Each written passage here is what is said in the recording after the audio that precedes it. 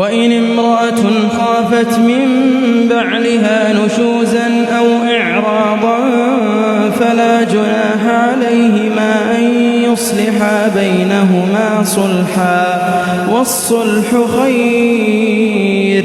وأحضرت الأنفس الشح، وإن تحسنوا وتتقوا فإن الله كان بما تعملون خبيرا. ولن تستطيعوا أن تعدلوا بين النساء ولو حرصتم، فلا تميلوا كل الميل فتذروها كالمعلقة. وإن تصلحوا وتتقوا فإن الله كان غفورا رحيما. وإن يتفرقا يغني الله كلا من سعته، وكان الله واسعا حكيما.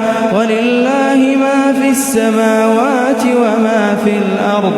ولقد وصينا الذين أوتوا الكتاب من قبلكم وإياكم أن اتقوا الله.